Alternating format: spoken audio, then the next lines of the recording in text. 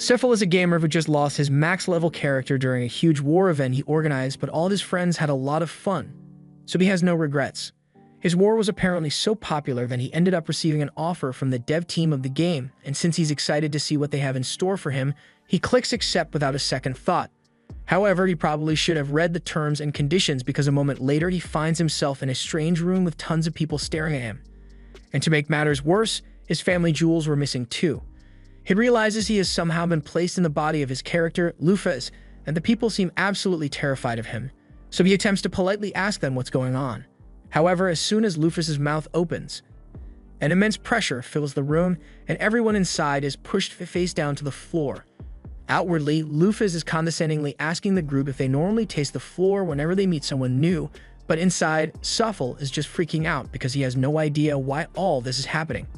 Just then, he remembers that Lufas has an intimidation skill that's probably causing all of this, so he tries to calm down and turn it off, but it takes a few minutes for him to figure it out, so the people have been stuck to the ground for a while. Once things finally go back to normal, Lufas walks up to one of the elves in the room and asks him for an explanation, to which he promptly faints out of fear, but she eventually gets the answers she's looking for. Long story short, 200 years have passed since she was sealed away and the demon lord is still alive, so in order to defeat him, the kingdom attempted to summon another hero, which is how Lufas ended up here. This means Sifil really was sucked into the game and he's honestly really excited about it, but he realizes it must be terrifying to be in his presence while he possesses Lufas' body, so he should probably leave soon before he gives someone a heart attack. Just then, Lufas speaks up and she tells everyone that she understands their concern regarding her presence since she kind of nearly took over the world at one point, but she assures them that her conquering days are over, so they don't have to worry. Although she also has no interest in becoming their new hero, so she says they can just forget about her and summon another one or something because she's not sticking around. The king asks her where she plans to go, so Lufas tells him that she's just going to spend some time appreciating this world for what it is, but she'd be willing to come back if the need arises. Lufas then takes off and Sifil somehow completely understands how Lufas' wings function, so he is able to use them without much issue. Lufas was Sifil's main when Exgate originally launched, and thanks to the game's novel system, actions taken by gamers were officially added in as lore, so with all the time and money Sifil spent getting Lufas to the top of the leaderboards, she is generally recognized as one of the most terrifying characters in this world. He could have stayed at the top of the leaderboards forever if he wanted, but that would have been way too boring, so instead he made a deal with all the game's top players at the time and had everyone split into the light and dark factions so they could have an all-out war. The war in question resulted in Lufas being sealed away in a subspace after her defeat, and while it was a lot of fun for Sifil, for this world it was reality, so Lufas is almost universally feared here for what she did. Mind you, the entire time Sifil and his friends were enacting their little war, they completely ignored the game's main objective of slaying the demon lord, so Orm is still alive and has been that way since Lufas was sealed, but that's not anywhere near the top of her priority list, so she'll deal with it later. Right now, she just wants to experience the game world that has now become a reality. Lufas' first stop is her old Maphaahl base of operations, and it is truly an impressive sight. Granted, it's a little rough around the edges after 200 years of collecting dust, but it's still amazing to see it in person. Lufas takes a seat on the throne and Sifil starts thinking about all the good times he's had with his friends in this place. He recalls how they have fun chatting about a bunch of nonsense all the time, but that he realizes that those discussions were all in a group chat. So why does he remember it as though he were there in person? Just then, Lufas notices someone approaching, which puts her on edge since the base should be empty, but when she takes a look, it turns out to be a blue-haired girl named Dinah. She is really excited to see Lufas since she has been waiting 2 centuries for her return, but Lufas has no idea who this chick is. Dinah is incredibly hurt to realize that Lufas forgot about her even though she was her most loyal advisor, but Lufas doesn't remember ever having a use for an advisor in the first place. However, now that he thinks about it, Sifil recalls that when he was building this base, he thought it would be cool to have an NPC in the background to make the place feel more alive, so he placed Dinah and just kind of left her there. She must have gained consciousness when this world became reality, and Sifil feels kind of bad since she was stuck here by herself for 200 years, so Lufas plays along and says there's no way she forget about Dinah. She thanks Dinah for protecting the base while she was gone, and Dinah is incredibly grateful to hear such kind words from Lufas. But putting that aside, with all the time that has passed, Lufas is out of the loop on the current state of the world, so she asks Dinah for a quick history lesson to catch up with modern affairs. Dinah says she'd be more than happy to explain everything she knows. So she tells Lufas that after she was defeated, the 7 heroes went on to found their own separate nations. 4 of them have already died due to natural causes in the past 200 years, but the 3 with longer lifespans are still around. Lufas can't help but wonder whether the heroes in this world are really still his friends or if they became NPCs, so he plans to pay them a visit sooner or later. Next, Dina explains that the Demon King, Orm, is still alive, and that's mainly because the 7 heroes failed to defeat him after they sealed Lufas away. In other news, Dina says that Lufas's 12 heavenly stars are still around as well, though most have gone their separate ways. The 12 stars are a group of rare and powerful monster NPCs that Sephiel collected because he thought it would be cool to have a small army of elite generals serve under him. Lufas asks Dina if there are any updates on the 12 stars, and she says she knows the location of 6 of them, but 2 of those 6 seem to have joined the demon army in an attempt to get back at the heroes who sealed Lufas away. Lufas is a little disappointed to hear that some of her minions joined the demon army over her defeat since the beef was never that deep, so she's going to have to chew them out once she finds those 2. With that aside, she's glad that she at least has something to do now. Her initial plan was to just go around exploring the world for fun and find out whether the 3 remaining heroes are players like her or not. But first she needs to go round up the 12 heavenly stars because she'd be responsible if any of them went around causing trouble for no reason. She asks Dina to give her the location of the first heavenly star, so she pulls up a map and points to a place called Svel. This is where one of the heroes has been living for the past few years, and the heavenly star, Eris, has been trying to invade it for months now. Now that she knows where to find Eris, she immediately starts heading out to find him, but Dina yells for her to come back because she can't just leave without making preparations. First of all, Lufas has no money on her, and Dina would have been willing to give her some. Inflation's a pain, and she's been waiting so long that all the money she had is practically worthless now.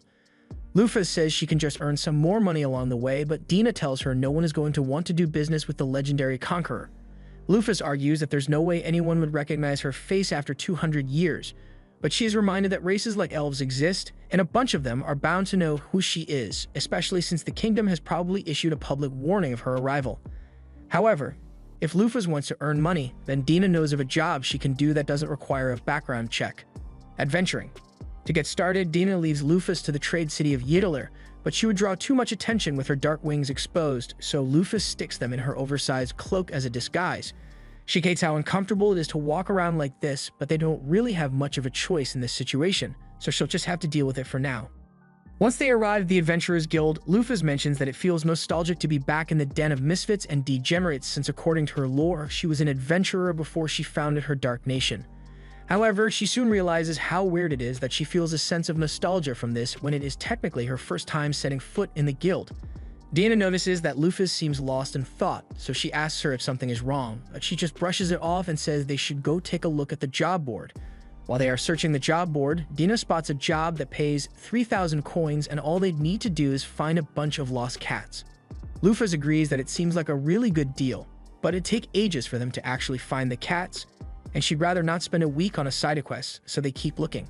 Just then, they find a nice hunting job that'll pay them 1,500 coins, and all they need to do is hunt a few orcs, so Lufas thinks it's perfect.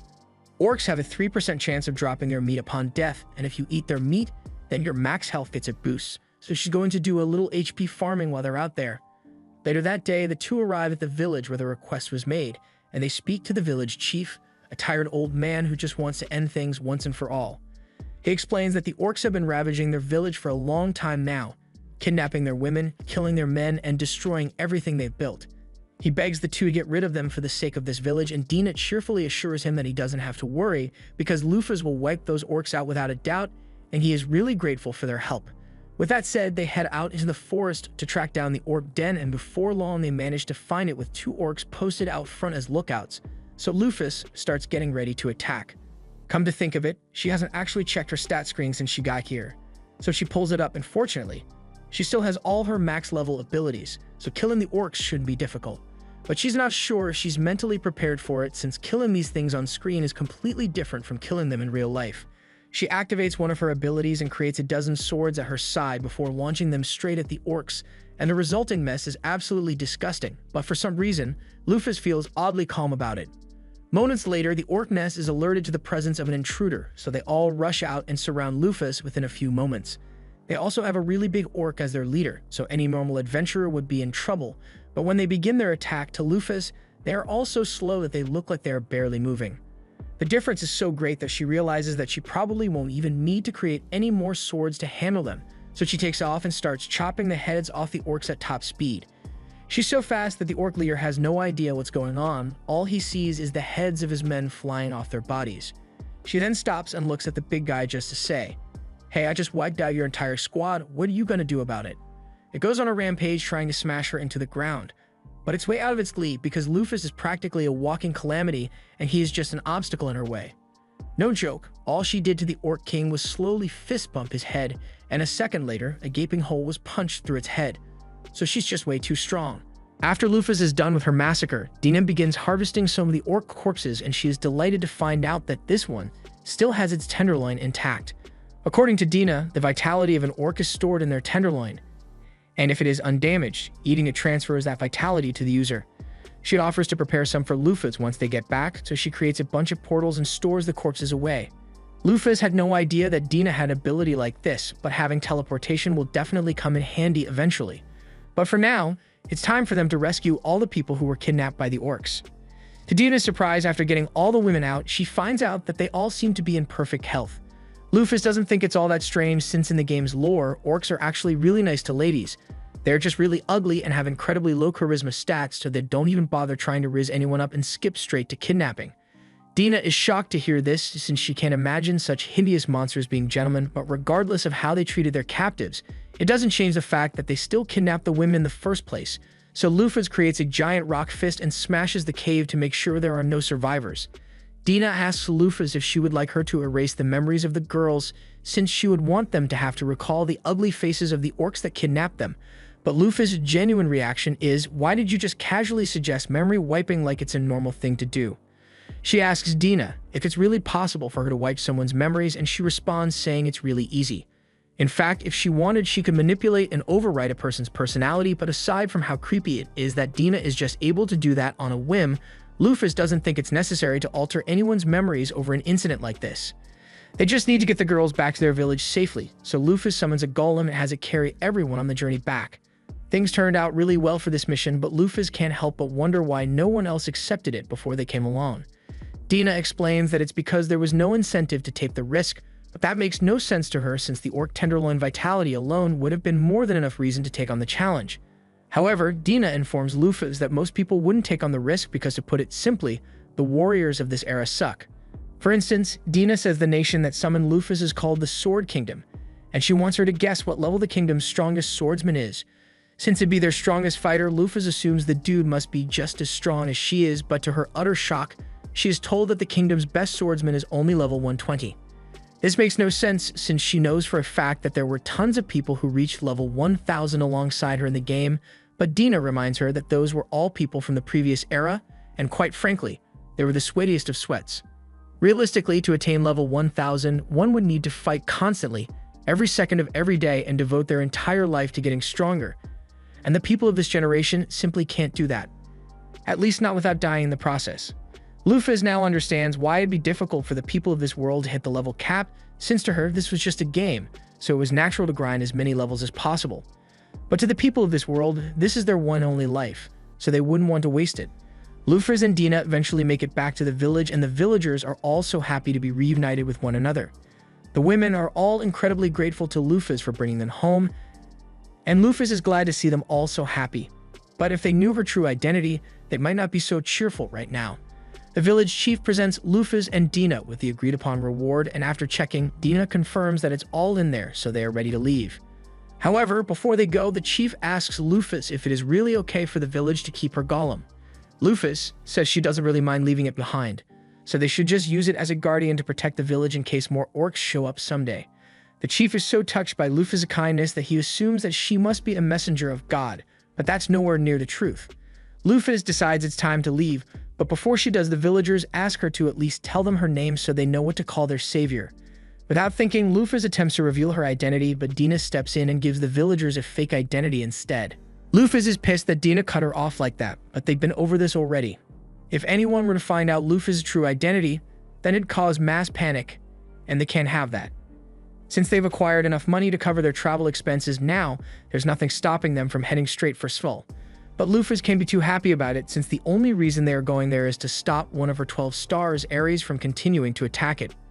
She also needs to confirm whether the surviving heroes are truly her former companions or not, so her first stop will be to meet with Megrez.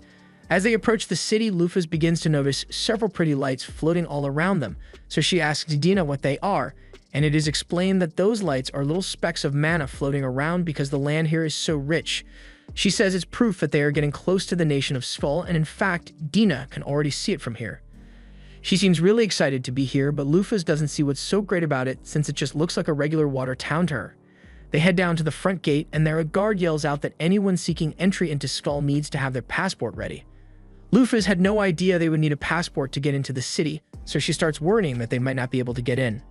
However, Dina isn't concerned at all because she has the perfect skill for this: document forgery.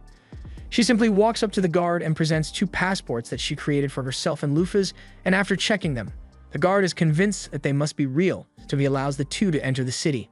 As they walk through the streets, Dina explains to Lufas that the city of Svel was founded by the wise elf Megrez, and it is well known for the wealth of magical knowledge it possesses. This area is also particularly rich in ambient mana, so several mages and scholars come here in hopes of furthering their knowledge of magecraft. Dina asks what their objective in the city is for today, so Lufas tells her that first, she plans to pay Megrez a visit since there are a lot of things she'd like to talk to him about. Dina freaks out upon hearing this because she thinks Lufas intends to storm Megrez's castle, but she assures her that this is just going to be a peaceful visit. After all, Ares has been causing Megrez a lot of unwarranted trouble, so she still needs to apologize to him for that. But before that, Lufas says she'd like to head to a library since there's still a lot about this world's history that she doesn't know. They start asking around for directions to the nearest library until they end up meeting a man named Grants. You can tell that Lufas and Dina must be new in town because practically everyone knows that all the libraries are located in the eastern section, but he's got some free time on his hands, so he offers to lead the way. Dina thanks him and introduces herself as a traveling merchant with Lufas as her suspicious employee, but Lufas stomps on her foot mid-sentence to get her to shut up because who the hell introduces their companion as suspicious? Grants can definitely tell that Lufas looks suspicious, but he doesn't intend to hold it against her since he's sure she must have her reasons, and Lufas is grateful for his understanding. As Grants guides them through the city, Dina comments on how lively everyone here is, and Grants agrees that the people here certainly are cheerful. But since the city has been under attack from Ares for the past several years, most people don't end up settling down here. Lufas' expression soars a little since she realizes the situation here is kind of her fault, and Grants notices this, but he assumes she must just be uneasy about the threat of being attacked by Ares while here, so he assures her that there's no need to worry because the city's defense system is impenetrable. He explains that the entire lake around the city is actually a golem created by Megrez, and every time Ares is attacked so far, he has been repelled by the city's guardian golem. Lufas scans the lake and discovers that it is indeed a golem, and while level 500 doesn't seem all that impressive to her, the million points of HP it has is definitely an incredible stat, so if Megrez was able to create something like this, then he must be really skilled. Grants then directs Lufas and Dina to the city's monorail and tells them that this will get them to the eastern section in no time. Dina and Lufas will have to continue alone from here, so they thank him for all his help, and he wishes them luck with their library visit. As Grants is walking away, Lufas takes a quick look at his stat sheet, and he turns out to be level 82. That's technically really low, but by the standards of the fighters of this era, Grants is one of the strongest. Dina asks Lufas to come along so they can get on the monorail, and now that she thinks about it, she doesn't recall ever seeing monorails in the original game. Once they arrive at the library, Lufas heads straight for the history section so she can find out what happened in the 200 years she was sealed away, but as she is searching the shelves, she finds a few books that seem pretty unusual. For instance, these 3 talk about how the 7 heroes were idiots for sealing Lufas away, and she thinks it's strange that the library is allowed to have books like this when the city is run by Megrez, one of the 7 heroes. Dina reminds Lufas that Megrez didn't establish a dictatorship or anything, so the people are free to say whatever they want about him. And it's not so much that they dislike the 7 heroes, but rather the people don't actually think Lufas was evil in the first place. While people were certainly terrified of her at the time, over the past 200 years that fear has been forgotten, and some people started to realize that Lufas' rule wasn't actually that bad. According to one of the history books, Lufas was a mysterious Blackwing that showed up out of nowhere and united the world under her rule in the blink of an eye 200 years ago. Though she was strict, she was not a tyrant. So many were actually better off under her rule, but humanity ended up rejecting her reign and sealed her away to take back their autonomy. This by itself wouldn't have been an issue, but the only thing keeping the demons at bay that entire time was the threat of Lufas and her 12 stars. So once she was sealed away, the demon army took advantage of the situation and rose to destroy humanity. Naturally, the heroes tried to stop them, but their power fell short and they ended up being defeated.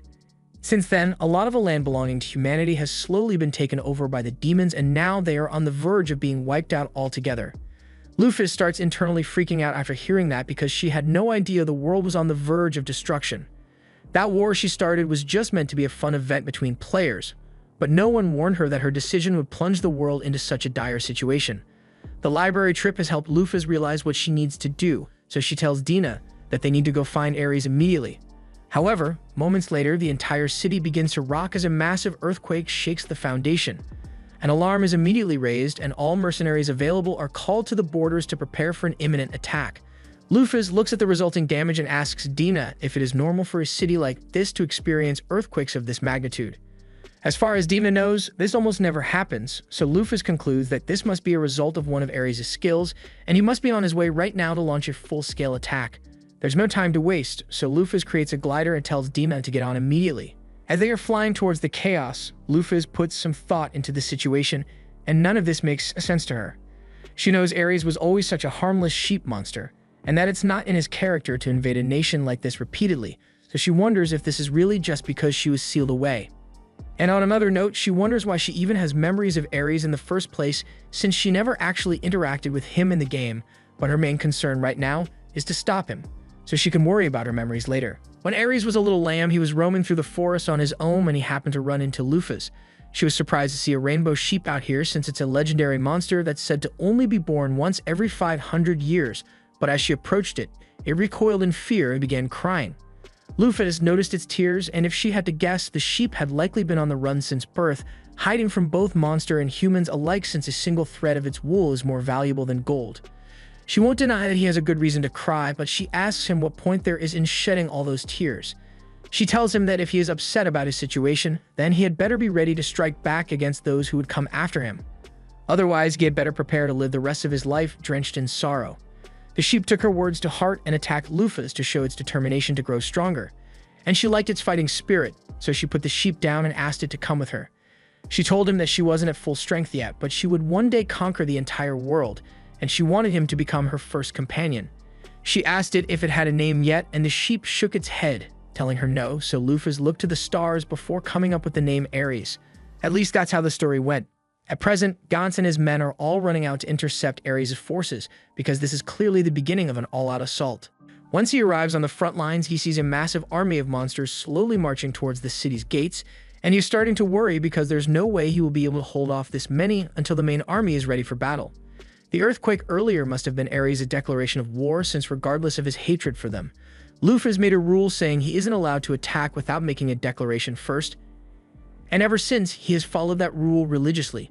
Before long, the city's advance force arrives, so the order is given for all the mages and archers to fire before the monsters get too close. After wheeling down the monster, the soldiers begin their charge because they need to keep the monsters at bay until the main force arrives. Gantz is out in front and begins mowing down monsters left and right, but while he may be doing alright, his subordinates aren't as strong as he is, so a lot of them are being slaughtered. At this rate, Gantz doesn't think they'll be able to hold out much longer. However, just as the troops were about to be overrun, countless ice spikes came raining down from the sky, and as the soldiers looked back towards the city, they saw Megrez and Livia, the water golem. They are all relieved that their guardian deity has arrived, and Megrez tells them they can all stand back now because Livia will handle the rest. He then gives Livia the order to attack, and within moments, dozens of monster forces are annihilated in one go. Meanwhile, Lufas has been watching the battle unfold from a distance, and she had planned to step in if the situation became dire, but with Livia and Megrez on the scene, it doesn't look like her help will be needed after all. Speaking of Megrez, Lufas decides to check his stats to see if they are still as good as they were when she and Megrez played together, but to her surprise, he's only level 500 now, and he is afflicted with a debuff called the Curse of the Vanquished.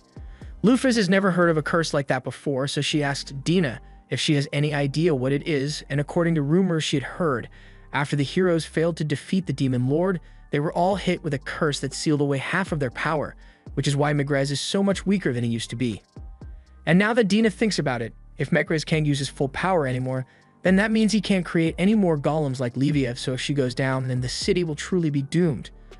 All of a sudden, the ground begins to shake as a giant monster approaches from the mountainside, and it is none other than Ares.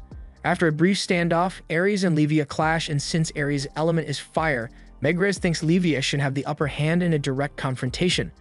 Livia uses a water spiral attack, forcing Ares to back off initially, but he comes charging back in with a massive fireball shortly after. At first, it looks like the fireball missed Livia altogether, but Ares was never aiming for her in the first place. His real target was Megrez all along, but fortunately, just before the fireball could hit him, Livia managed to step in and extinguish the blast. Megrez then sends Livia out as a tidal wave to push Ares back, but he uses a flame hop skill to jump over her and begins heading straight for Megrez. Megrez puts up a barrier to defend himself, but since he is only half as strong as he used to be, Ares eventually manages to overwhelm him and crack the shield. However, before he could break through, Livia snuck up behind Ares and put him in a chokehold. The soldiers begin cheering Livia on to put an end to this, and Dina asks Lufas how she thinks this is going to end. As far as this battle goes, Lufas says Livia will win, but that doesn't mean she will win the war. A lot of Livia's HP has been drained from tanking all of Ares' attacks, and it's likely that this was Ares' goal from the very beginning. He knew he wouldn't be able to beat Livia in a one-on-one battle, so he planned to whittle her health down with constant attacks and retreat so he can attack again in the future. Lufas is impressed that Ares was able to think logically enough to figure out that Livia can't pursue him once he retreats, so a constant barrage of periodic invasions would guarantee his eventual victory. However, Lufas can't let his plan go any further than this since it would be dangerous if he actually destroyed Livia, so she will have to deal with him herself. She grabs Dina and jumps down onto the battlefield. And just as Ares is about to launch another powerful blast, Lufas kicks him across the mountain range. Everyone is in utter disbelief when they see the terrifying monster sent flying in an instant, and Megrez is left wondering who on earth could possess such power. But even though Lufas is still concealing her identity, as soon as he hears the way she speaks, he kind of figures it out. Lufas doesn't want to confirm or deny anything yet, so she tells Megrez that she will handle Ares on her own, and afterwards, she will be back to have a discussion with him. However, before she leaves, Megrez tells her that there's someone behind the scenes manipulating Ares' thirst for revenge, so she should be careful. The warning is coming from an old friend, so Lufas says she'll keep it in mind, and then she flies off to confront Ares. Once she arrives in front of him, Ares asks who she is, and this comes as a surprise since when she played the game, Ares only ever made sheep noises, so she had no idea that he could actually speak. That aside, since Ares doesn't seem to recognize her, she activates her intimidation skill, and as soon as Ares feels the terrifying pressure coming off her, he is reminded of his master. However, even though she's standing right in front of him, Ares still refuses to believe it's her because he is sure Lufas died a long time ago. Lufas still isn't sure whether she counts as the original since she was technically reincarnated, but regardless, this is definitely the body of Lufas Maphaahl. She doesn't want to waste time trying to convince Ares with words, so she tells him that if he truly does not believe that it's her, then he is free to come test her strength for himself. And as an added courtesy, she promises not to hurt him too much. Ares hesitates for a moment because the woman in front of him really does look like Lufas, but he convinces himself that she must be a fake because there's no way his master could have returned. He prepares to attack with his full power, and Lufas is starting to get excited since this is the first time she has gotten to go up against a monster that should be strong enough to survive her attacks, so this will be her first real fight. Ares charges at Lufas with full intensity, however. After pushing her back for a few hundred meters, Lufas easily stops his momentum with one hand and tells him that he has indeed grown stronger than he was 200 years ago. Ares continuously attempts to push her back, but Lufas isn't budging one bit, and she even calls him adorable for trying so hard. As a reward for his effort, she says she will give him a hug, and in the next second, Ares is being lifted off the ground by his head. Lufas then throws him straight into the air, but she's still far from done, so she flies off after him. And once she gets above Ares' body, she says she is going to lightly pet him. Lufas then proceeds to punch Ares with the force of a 10-ton truck, sending him crashing down to the ground. But before he lands, she flies beneath him and decides to pet his chin as well, so Ares is sent back into the air. The people watch the spectacle unfold in stunned silence because they've never seen such an overwhelming display of power before. Lufas finally slams Ares into the ground, leaving him looking like Yamcha, but he still isn't done yet. Ares begins to burn with brilliant blue flames, and Lufas assumes this must be his strongest attack, so she tells him to come at her with everything he has. He charges forward with incredible speed, and with a huge smile on her face, Lufas moves forward to intercept him, resulting in a massive explosion that can be seen for miles. By the time the dust settles, we see that Lufas has once again stopped Ares with the palm of her hand, and she then proceeds to finger flick him into the rocks. She asks Ares if he still doubts that she is the real Lufas, but all of a sudden he jumps out of the rubble and changes into his human form to apologize to Lufas for his foolish behavior. Lufas is shocked at first because she knew Ares had a human form, but she doesn't remember designing him to be a femboy. But now that he thinks about it, he recalls a group chat where he and his friends decided to give Ares a femboy design as a joke, and he chose to go along with it. 20 minutes later, Ares finally stops crying and apologizing, so Lufas takes a look at his stat screen, and his level is still the same as it was back when Lufas played the game, but his abilities have improved by quite a bit. And that must have been the result of all of Ares' hard work over the past 200 years. She tells Ares that she is on a mission to reclaim her 12 heavenly stars, and he is her first stop, so she won't be taking no for an answer. Ares is glad that Lufas came to get him first, and he agrees to join her on her mission once more, but he does have a few questions first. Like, who is that blue-haired woman back there? Dina can't believe that Ares really doesn't remember her, so she runs up to him, stares him in the eyes, and reminds him that she has been by Lufas' side the entire time. All of a sudden, Ares recalls fuzzy memories of Dina standing next to Lufas' throne, but considering the fact that she has memory-altering powers, I'm starting to get a little suspicious. From what Ares remembers, Dina literally never moved from that spot, so he assumed she was a piece of furniture, but he's surprised to find out that she can talk. Hearing Ares call her a piece of furniture makes Dina really upset, so she goes over to one side and starts sulking over it. Lufas chuckles a little because she also has no idea who Dina was at first, but she's been of great help since Lufas got here, so she asks Ares not to make fun of her too much. Lufas asks Ares why he was trying to invade the city, so he tells her he only did it because he wanted to avenge Lufas after what the humans did to her. After all, if they hadn't sealed her away, humans would have been defeated by now, and the world would be at peace. Lufas understands Ares' feelings and she appreciates the fact that he wanted to avenge her, but she tells him she has no desire for revenge against humanity. But that aside, she recalls what Megares had told her about someone manipulating Ares into launching the attacks, so she asks Ares to tell her who filled his head with thoughts of revenge, because she won't stand for someone deceiving her subordinate. Ares nervously tells her that it was one of the demons, and right now, over on the demon continent, that same demon is getting ready to unleash his army to occupy Svel.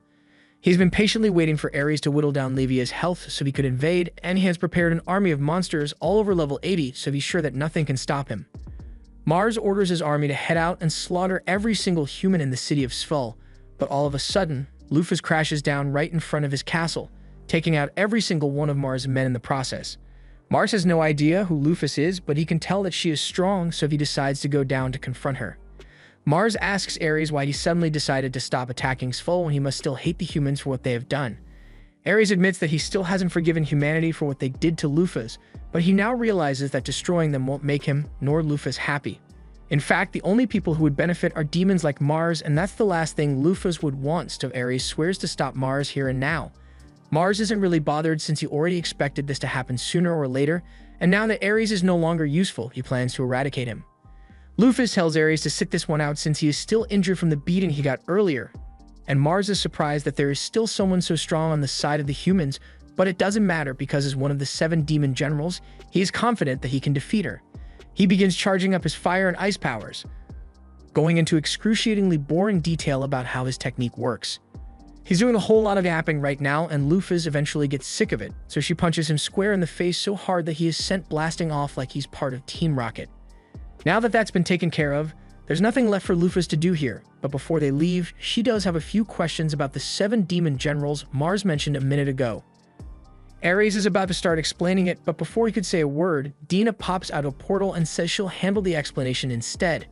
She tells Lufas that the 7 demon generals were formed 8 years ago, and they consist of the strongest subordinates serving under the demon lord. Lufas is shocked to learn that Mars was one of the strongest demons since he couldn't have been more than level 300 at most. Dina goes on to explain that humanity wasn't the only side that weakened dramatically over the past 200 years.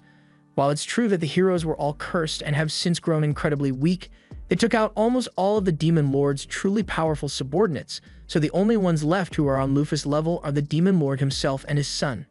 Just then, Ares notices that Lufas didn't actually kill any of the monsters when she landed earlier, so he asks her if she plans to leave them alive, and she confirms this. She doesn't think it's right to kill the monsters since they haven't actually done anything wrong, but Dina asks her if she's sure she wants to spare them, since they might end up hurting people if they are left alone. Lufas already thought of a brilliant solution for this, so she uses her power to subjugate all the monsters in the area and bring them under her control. Dina asks her if she intends to bring all the monsters back with them, but Lufas doesn't want to have to take care of all of these monsters, so instead she issues a command and tells all of them to return to their natural habitats and to avoid attacking humans without a good reason. The monsters all begin to wander off, and now they should be able to live out the rest of their lives in peace. So Lufas is happy and her business here is officially done. Afterwards, Lufas heads back to the city of Svel to meet with Megrez and give him an update on the situation. She tells him that she has gotten Ares under control, and she has also defeated the demon general who was behind the whole thing in the first place. Megrez is relieved that it's finally over, but he asks what happened to all the monsters currently under Mars' control. Lufas informs him that she placed all of them under her command, so they won't be a problem, and after hearing of everything Lufas has done, he is certain of her identity. He asks her to come with him for a moment because he would like to discuss things in private, but Maphaahl hesitates for a moment because the anticipation is killing him. The player who used Megrez in the game was a top ranker who played with him all the time, and they were really good friends, so he hopes the Megrez in front of him is the same one as back then. As Megrez returns to the castle, several of the nobles of Svel gather around him and begin talking about how worried they were about him. They all say he needs to be more careful since if the city were to lose him or Livia, there would be no hope of defending against invaders. However, Dina can tell that there's no real sincerity or concern for Megrez behind their words. Megrez rolls past them with a look of resignation on his face, and when Lufas catches up to him, he says he knows she must be appalled by what she just saw. That was meant to be the upper echelon whose job it is to protect the people of the city, but they are only concerned with protecting themselves by sucking up to Megrez. He leads Lufas and the others to his office, and he assures her that there is no surveillance equipment here, so she is free to show her full form here. Lufas obliges and spreads her wing, allowing Megrez to confirm that it really is her, but to Lufas' disappointment, the look on Megrez's face is one of sheer terror, so he must not have any memories of being a player. She is disappointed because this means she might truly be alone in this world after all, but Megrez interprets her expression to mean that she is disappointed with his current state. He tells her that a lot can change over 200 years. People can grow stronger or weaker, and in Megrez's case, he has grown far weaker than he used to be. He asks Lufas if she has come back to take revenge on them for sealing her away, but she tells Megrez that the fact that she returned is purely a coincidence. The humans were simply trying to summon a hero and accidentally summoned her instead. Lufas is starting to wonder what's wrong with this world's Megrez, since if he isn't a player, then shouldn't he be opposed to Lufas, at least according to the lore she has heard of so far. Just then, she realizes that Megrez must feel guilty for what happened, since if he and the other heroes hadn't sealed Lufas away, then the demons would have been defeated long ago. Being adored as a hero when he blames himself for the downfall of humanity must be eating away at him, so he's been looking for a way to punish himself for his part in all this. Lufas tells Megrez there is no point in beating himself up over what happened in the past, because the truth of the matter is that he defeated a powerful foe, so he should take pride in that and continue forward on the path he thinks is right. Megrez can't believe Lufas is being so kind to him, so he asks her why she doesn't resent him. She was on the verge of achieving her goal of unification, and they betrayed her. That does sound like something that would be hard to forgive, but as far as Maphaahl is concerned, he holds no hatred or resentment towards Megrez because the battle only took place in the game, so he never got to experience it. He has no idea how Lufas felt about it at the time, but he wants to give an appropriate response, so she tells Megrez that if he and the others chose to rise up against her rule, then it was her own fault for being an inadequate ruler. Megrez tries to argue that he still deserves to pay for what he did, but then he looks up and sees Lufas' face of genuine forgiveness as she tells him he needs to stop blaming himself. Regardless of what happened, he is the hero of this country, so he needs to stand proud. Megrez gets her point, but she could have phrased it better since considering the wheelchair, he won't be doing much standing. Megrez has a lore flashback to the old days when Lufas and Alith were still best friends, and he's reminded of how much fun he used to have back then, so he promises to take Lufas' advice. Afterwards, Lufas uses her magic to restore Livia's lost HP, and Megrez thanks her for the help since in his current state, he wouldn't have been able to do that on his own. Livia then returns to the water, and Lufas apologizes for the trouble Ares caused, but Ares still has a grudge against Megrez, so he says he won't apologize. Megrez asks Lufas what she plans to do now, so she tells him she will continue traveling the continent until she has reclaimed all her 12 stars. And Dina tells Lufas that the next one up on the list is Libra, the guard of the Black-Winged Grave. Lufas asks what the Grave of the Black-Winged is, so Dina explains that after she was sealed, all the people who looked up to her worked together to build the world's largest structure as a memorial to Lufas. And at the very top, all of Lufas' old treasures and loot have been stored, with Libra acting as a guard to protect it from grave robbers. Lufas asks why people would be dumb enough to risk fighting Libra just to rob a grave, So Megrez informs her that people's levels aren't the only thing that has declined. Weapons have also gotten much worse. Many of the legendary weapons that used to exist were lost in the battle against the Demon Lord, so the only ones left are those that sit in Lufas' grave.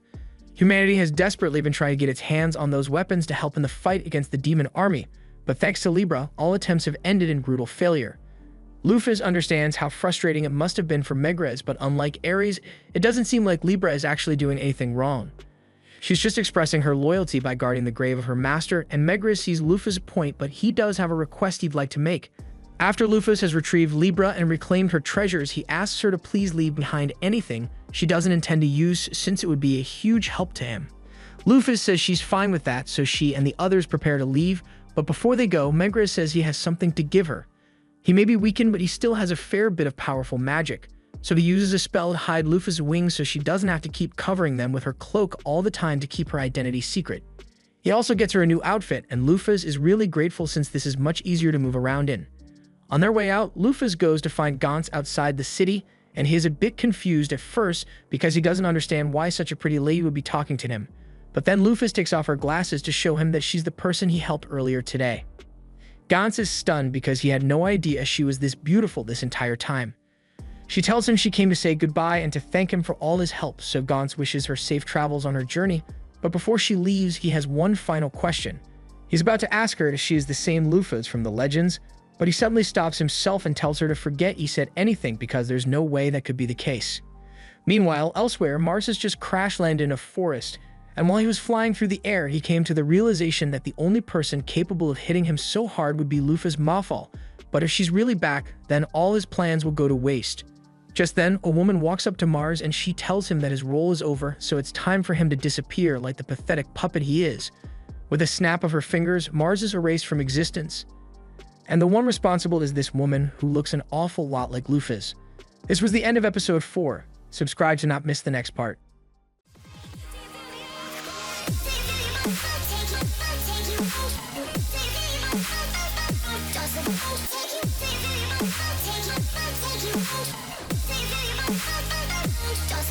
Take you